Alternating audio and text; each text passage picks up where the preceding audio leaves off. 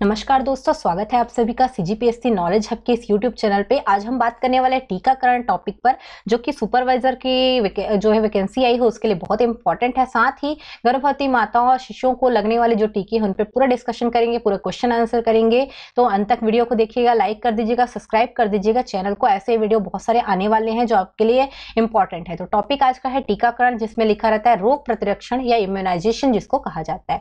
सबसे पहले जानिए टीकाकरण होता क्या है। टीकाकरण बचपन में होने वाली जानलेवा जो बीमारियां हैं उनसे बचाव के लिए एक सबसे प्रभावशाली और सुरक्षित तरीका होता है, जो बच्चे को बचाता है, बच्चे की रोग प्रतिरोधक क्षमता को भी मजबूत करता है और उन्हें विभिन्न जीवाणु और विषाणु से लड़ने में सहायता करता है। भारत के टीकाकरण कार्यक्रम की बात करें तो शुरुआत होती है 1975 में, तब इसे ईपीआई यानी कि एक्सपेंडेड प्रोग्राम ऑफ इम्यूनाइजेशन कहा जाता था। फिर 1985 में 10 साल बाद इसे यूआईपी यानी कि यूनिवर्सल इम्यूनाइजेशन प्रोग्राम में तब्दील कर दिया गया। अब भारत के संपूर्ण भारत में ये लागू है। और वो जब भारत का टीकाकरण कार्यक्रम है, चाहे गुणवत्तापूर्ण वैक्सीन उपलब्ध करवाने में हो, चाहे लाभार्थियों को इसकी पहुंच सुनिश्चित करने, टीकाकरण सत्र का आयोजन करने में हो, चाहे भौगोलिक क्षेत्रों की विविधता को कवर करने, अलग अलग क्षेत्रों को कवर करने में हो, भारत का जो टीकाकरण कार्यक्रम है सबसे बड़ा कार्यक्रम है। भारत ने जो है व्यापक रोग प्रतिरक्षण कार्यक्रम शुरू किया। पोलियो, गलघोटू, काली खांसी, नवजात शिशुओं में धनुर्वात यानी कि के रोग के लिए बचाव के लिए, उसके अलावा खसरा तथा बहुत सारे होने वाले गंभीर बीमारियों के लिए, क्षय रोग जैसे सुरक्षा के लिए टीकाकरण कार्यक्रम में विस्तार किया, एक्सटेंड किया इसको। 15 दिसंबर 2011 को इस कार्यक्रम में हेपेटाइटिस बी का टीका आया। तो नवंबर 2014 से टीकाकरण कार्यक्रम में पेंटावैलेंट वैक्सीन को शामिल किया गया। 1 अप्रैल 2016 आईपीवी वैक्सीन आया। तो 23 मार्च 2017 से रोटा वायरस वैक्सीन और 7 अप्रैल 2018 से पीसीवी यानी कि न्यूमोकोकल कॉन्जुगेट वैक्सीन भी इसमें सम्मिलित किया गया। तो ये इंपॉर्टेंट है भारत का टीकाकरण कार्यक्रम। आपसे पूछ सकता है इसमें कौन कौन से टीके शामिल है। तो चलिए टीके को पहले देख लेते हैं। जैसे पहला टीका है बीसीजी का टीका। टीके का नाम, जन्म और उसके अलावा दिया है, ये समय दिया है, मतलब कब लगेगा। तो बीसीजी टीबी से बचाता है, जन्म के 24 घंटे के भीतर लगवाना अनिवार्य है। हेपेटाइटिस बी जो कि आपका हेपेटाइटिस बी के रोग से वह बचाता है, ये भी जन्म के समय लगता है। ओपीवी का जो पोलियो का खुराक है वो भी जन्म के समय दिया जाता है। साथ ही इसमें 1.5 माह, 2.5 माह, 3.5 माह और 5.5 वर्ष में भी, जो आपका 1.5 वर्ष है उसमें भी दिया जाता है। ये 1.5 है, एकदम बारीक सा लिखा हुआ है। आईपीवी की जो खुराक पोलियो के लिए रहती है ये भी 1.5 माह में, उसके अलावा आपको 3.5 माह में दिखेगी। पेंटावैलेंट जो कि आपका काली खांसी, डिप्थीरिया, टेटनस, हेपेटाइटिस बी और हिब इन्फेक्शन के लिए रहता है, 1.5, 2.5 और 3.5 माह इसमें लगेगा। पीसीवी न्यूमोनिया रोग के लिए है, इसको आप याद रखिएगा 1.5 माह में। उसके अलावा आपको 3.5 माह में और उसके अलावा 9 माह में आपको दिखेगा रोटा, जो कि आपका 1.5, 2.5 और 3.5 माह में दिखेगा।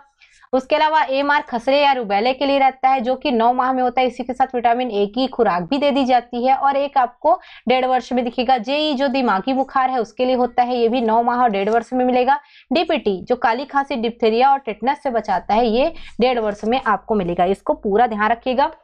डीपीटी का जो टीका है, डीपीटी का जो आप टीका लगवाते हो इसमें बिल्कुल ध्यान रखिएगा। 16 माह से 24 माह के बीच एक बार और जो है पूरा लगता है, जिसको आप 1.5 जो वर्ष जो बोल रहे हैं उसमें लगता है। और 5 साल होने पर एक बूस्टर टीका भी लगता है, तो इसको भी याद रखिएगा। 5 साल में एक बूस्टर टीका भी लगेगा। तो ये सभी जानकारी जो है हमने आंगनबाड़ी वगैरह जो रहते हैं कार्यकर्ता उनसे कलेक्ट किया हुआ है, तो ऑथेंटिक जानकारी है, बिल्कुल ध्यान रखिएगा। जैसे पेंटा है तो पेंटा के भी 1, 2, 3 ये अलग अलग लगेंगे। बाकी जो है गर्भवती के लिए भी लगता है। तो सारे क्वेश्चन आंसर को अच्छे से देखेंगे तो आपको ज्यादा डायरेक्टली क्लियर होगा। तो बिल्कुल ध्यान रखिएगा कौन सा टीका कब लगता है, ये आपसे क्वेश्चन पूछ सकता है। आते हैं राष्ट्रीय टीकाकरण जो सारणी है, जैसे TT1 और TT2 और TT बूस्टर, ये गर्भवती को लगने वाले टीके हैं। TT1 मांसपेशी में लगा जाता है, ऊपरी बाह में। TT2 भी सेम रहेगा, TT बूस्टर भी सेम रहेगा। TT1 की बात करें, गर्भावस्था प्रारंभिक महीनों में लगता है, लगभग 3 महीने के भीतर लगवाना रहता है। TT2 TT1 के 4 सप्ताह के बाद इस टीके को लगाया जाए। उसके बाद आपका टीटी बूस्टर जो टीका है, गर्भावस्था के दौरान पिछले 3 वर्षों में अगर उसको जो है भीतर टीटी के 2 खुराक दी गई हो तब लगेगा, है ना। उसके बाद याद रखिएगा टीटी बूस्टर के बारे में एक और चीज, जैसे कभी कभार क्या होता है, बच्चे 3 साल के नहीं होते, माँ जो है वापस गर्भवती हो जाती है, तो उसमें कई बार TT1 और TT2 का जो टीका है वो ना देकर दूसरी गर्भावस्था में केवल टीटी बूस्टर दिया जाता है। तो ऐसा भी इंपॉर्टेंट है। शिशुओं के लिए BCG का टीका, उसके अलावा BCG का टीका याद रखिएगा। ये सारी चीजें तो डिस्कस कर लिए थे हमने, त्वचा के अंदर लगाने के लिए बाई ऊपरी वहां पे दिया जाता है। हेपेटाइटिस बी का टीका जो रहता है आपका वर्थ डोज जो रहता है मांसपेशी पे लगता है, मध्य जांघ का जो हिस्सा है वहां पे लगेगा आपका। ये समय आपको पूरा हमने एक बार डिस्कस कर लिया है, तो मैं इसका केवल जगह बता रही हूँ कैसे और कहाँ पे लगेगा। ओपीवी 0 ये लगेगा, जो 0 टीका है वो मुंह से दिया जाता है। ओपीवी 1 2 3 मुंह से दिया जाएगा। ये भी डीपीटी जो है 1 2 3 ये मांसपेशी में टीकाकरण किया जाएगा। जो मुंह से दिया जा रहा है ये खुराक है, इसको आप टीका नहीं ले सकते, ठीक है, इसको खुराक में लीजिएगा। हेपेटाइटिस बी का जो है 1 2 3 डोज ये भी मांसपेशी में लग रहा है, मतलब टीका है। खसरा त्वचा तथा मांसपेशियों के बीच में लगेगा, ये बाई ऊपरी बांह पे लगेगा। विटामिन ए की पहली खुराक ये मुंह से दी जाएगी। ये ध्यान रखिएगा, जब खसरा का टीका लगता है 9 माह में, उसी समय जो विटामिन ए का टीका ले लिया जाता है। तो इसके अलावा बच्चों को जो इससे लगता है मांसपेशी पे, या खुराक मुंह से जो दिया जा रहा है पोलियो का, वो पोलियो को खुराक लगभग मुंह से दिया जाता है, और टीके जो है मांसपेशियों में लगते हैं, चाहे जांघ में लगे चाहे बाह में लगे। तो बिल्कुल ध्यान रखिएगा कौन सा कहाँ पे लग रहा है। ये आप पूरा चार्ट आपको पीडीएफ में मिल जाएगा। पीडीएफ बनाने में टाइम लगेगा, इसलिए हम थोड़ा सा लेट से देंगे, पर टेलीग्राम पे आप जुड़ जाइए नोट्स के लिए, बिल्कुल वहां पे नोट्स हम आपको प्रोवाइड कर देंगे इसका पीडीएफ फॉर्म में। बच्ची जैसे रो रही है, देखिए जांघ में लग रहा है, मतलब इसको टीका जो है लगाया जा रहा था उस समय, ये बोल सकते हो आप हेपेटाइटिस बी का जो है टीका लग रहा था उस समय। और बीसीजी का टीका तो बहुत छोटे में लगता है, तो उसका हमारे पास फोटो नहीं है।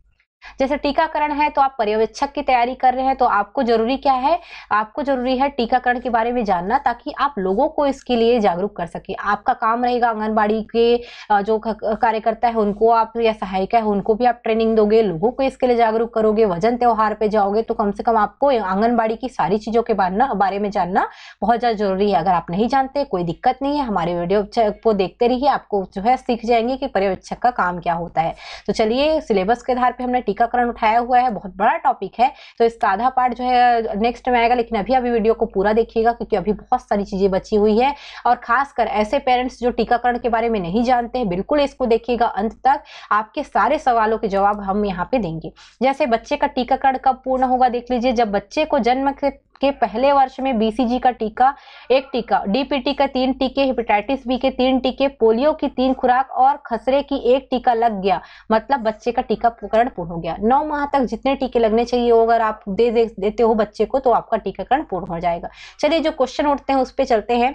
गर्भवती महिला कौन कौन से टीके कब लगवाए, तो गर्भवती महिला जैसे ही पता चला उनको गर्भावस्था है, जल्दी से जल्दी टिटनेस टॉक्साइड यानी कि टीटी के टीके, उनको 2 टीके लगेंगे।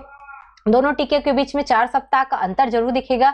यदि गर्भवती महिला पिछले 3 वर्ष में टीटी के 2 टीके लगवा चुकी है, तो गर्भावस्था के दौरान केवल वो क्या करेगी, बूस्टर टीटी का टीका लगवाएगी। मतलब 3 साल अगर नहीं हुआ रहता तो बूस्टर टीटी बस लगता है दूसरे गर्भ में, पहले है तो सबको लगवाना जरूरी है। गर्भवती महिलाओं के लिए टीकाकरण जरूरी क्यों है, टिटनेस नाम के कारण। टीटी टीका जो लगता है टिटनेस के कारण लगता है, जो गर्भवती महिला के बच्चों को हो सकता है। तो धनुषवाय जो बोलते हैं हम, धनुष टंकार बीमारी भी बोल दिया जाता है कई बार इसको। क्या होता है, मांसपेशियों में जो है जकड़न होती है, बुखार आता है, उसके अलावा पसलियां जब ऐठन होता है तो बच्चा सांस नहीं ले पाता, तो इससे मृत्यु भी हो जाती है। इससे बचाने के लिए लगाते हैं हम इस टीके को। उसके अलावा आपको याद रखना है, अगर आपको कोई जो है आपके मन में आता है कि गर्भवती महिला गर्भावस्था के दौरान अपने नाम लेट से दर्ज कराए, तो क्या उसको ये टीके मिलेंगे, तो हाँ, उसको ये टीके जो है मिलेंगे। टिटनेस जो बीमारी से बचाने के लिए ये टीके हैं। लेकिन ऐसा हो सकता है कि अगर उसको डिलीवरी का समय आ जाए, तो जो बूस्टर टीटी टीका है या टिटनेस टॉक्साइड का जो दूसरा टीका था, वो थोड़ा सा लगाने में दिक्कत हो सकती है।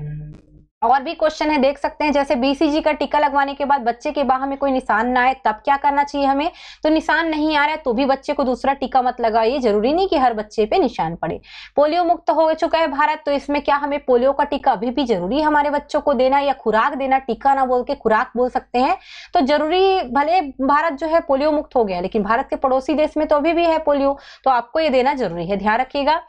शिशु के टीकाकरण की शुरुआत कैसे शुरू होगी, तो आपके जन्म के समय से शुरू हो जाती है। 24 घंटे के भीतर आपको पहले बीसीजी का टीका देना पड़ेगा, पोलियो की 0 खुराक देनी पड़ेगी, हेपेटाइटिस बी का पहला टीका लग जाएगा।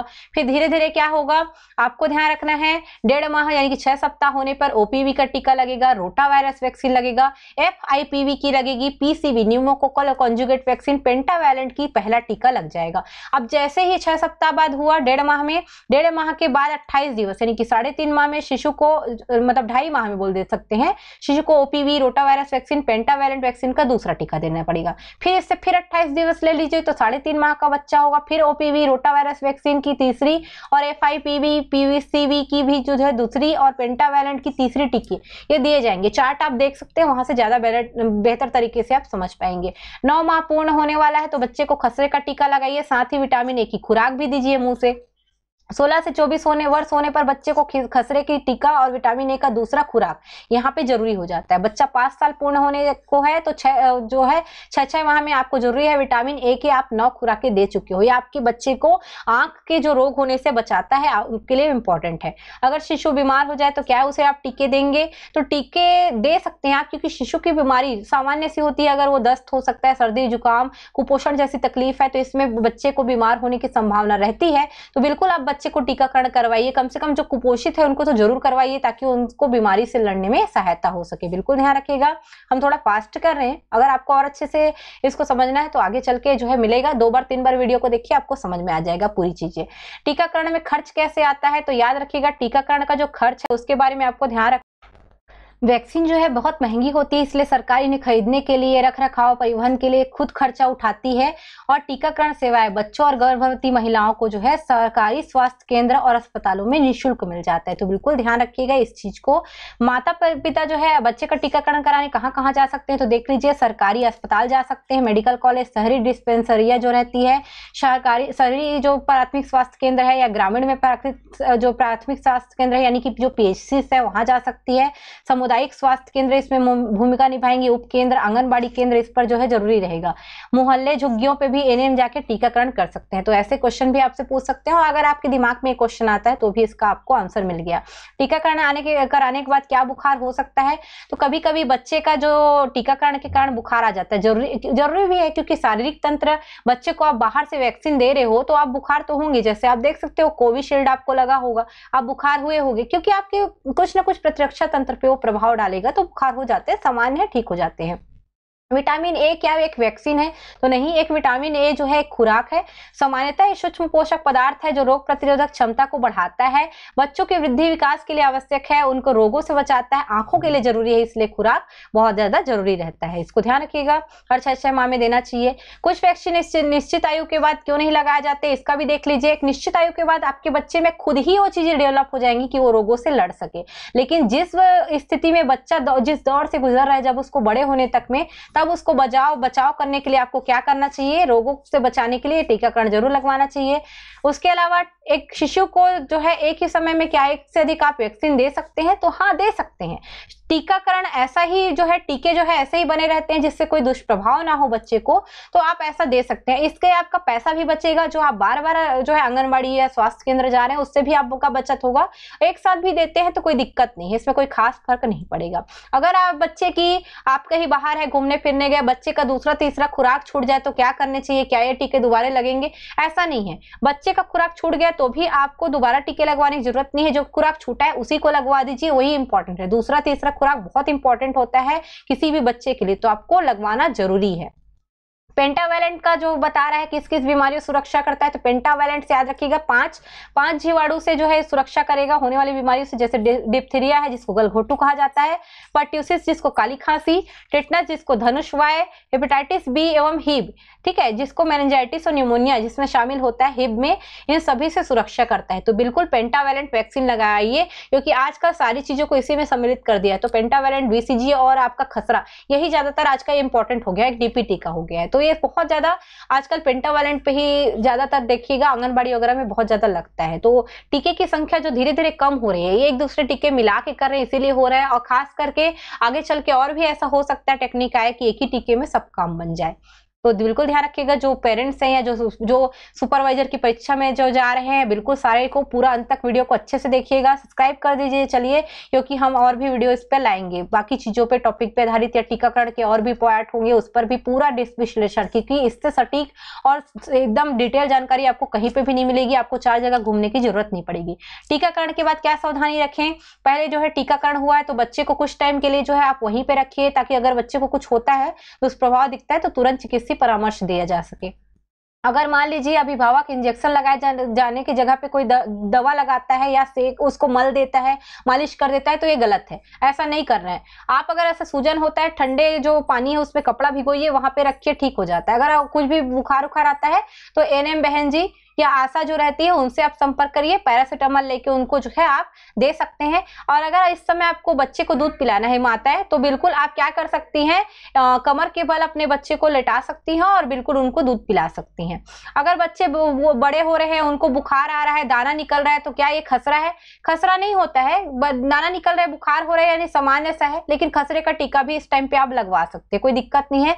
खसरा का टीका जो है, जैसे दाना आया, बुखार आया, तो आप लगवा सकते हैं। 9 माह में खसरे का टीका लगवाना जरूरी है। तो कई बार क्या हो सोचते हैं लोग कि अगर ऐसा पहले से हो चुका है तो क्या अब लगवाएं या नहीं। जरूरी थोड़ी है कि हर दाना निकला हुआ खसरा ही हो।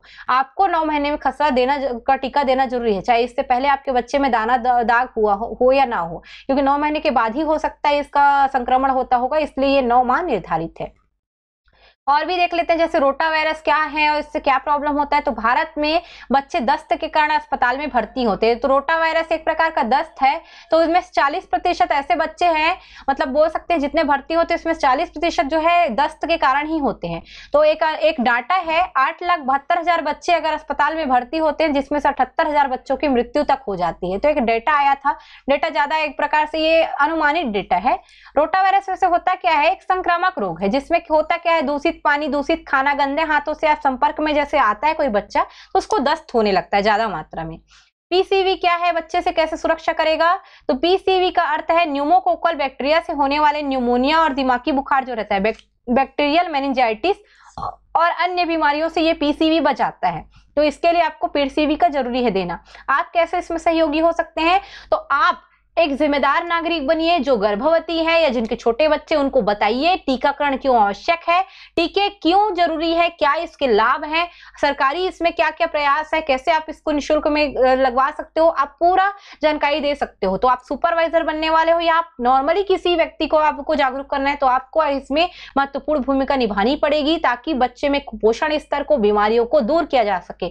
आप जो है अपने रिश्तेदारों को, पड़ोसियों को समझाइए टीकाकरण के बारे में। अगर कोई महिला गर्भावस्था में है तो आप उससे पूछिए कि आप जो है सरकारी जो स्वास्थ्य केंद्र है वहां पंजीयन करवाए हैं, आंगनबाड़ी में करवाए हैं क्या, स्वास्थ्य कार्यकर्ता के पास करवाए हैं क्या। यदि नहीं करवाए हैं, अभी जाइए करवाइए, टीकाकरण करवाइए, अपने बच्चे को सुरक्षित करिए। उसके अलावा सरकार से जो लाभ मिलते हैं उनके बारे में आप लोगों को बता सकते हैं। टीकाकरण कार्ड, जो बच्चा कार्ड होता है वो बनवाना जरूरी है आपको, और जब भी आप टीकाकरण लेके करवाने ले जाएंगे तो उस कार्ड को ले जाना जरूरी है। तो आप एक व्यक्ति हैं या आप सुपरवाइजर बनने वाले हैं, आपका ये काम है कि आप लोगों को जागरूक करें कि कैसे वो टीकाकरण को करवा सकती है। जो टीकाकरण पर आधारित महत्वपूर्ण वीडियो था। एक जो आता है टीकाकरण में ही इंद्रधनुष, तो जो मिशन इंद्रधनुष है उसके बारे में एक छोटा सा पॉइंट सुन लीजिए। मिशन इंद्रधनुष, जब बच्चे बहुत सारे जो वैक्सीनेशन है उससे छूट जाते हैं, तब उनको एक साथ मिशन इंद्रधनुष के तहत टीका लगा दिया जाता है। तो यही है मिशन इंद्रधनुष, लेकिन इसमें बहुत सारे टर्म्स हैं जिसके बारे में हम वीडियो जो है आगे चल के ला सकते हैं, या फिर आप जो है इसके लिए वेट करिएगा, और या फिर उसको आप जो है कवर भी कर सकते हैं। पर देखते हैं, जैसा भी आप लोग को डिमांड रहेगा हम लाएंगे। बिल्कुल टीकाकरण के जो है वीडियो आप देखें, इसके लिए धन्यवाद, थैंक यू। जय जोहार, जय छत्तीसगढ़। वीडियो सब्सक्राइब जो है लाइक कर दीजिएगा और चैनल सब्सक्राइब कर दीजिएगा। धन्यवाद।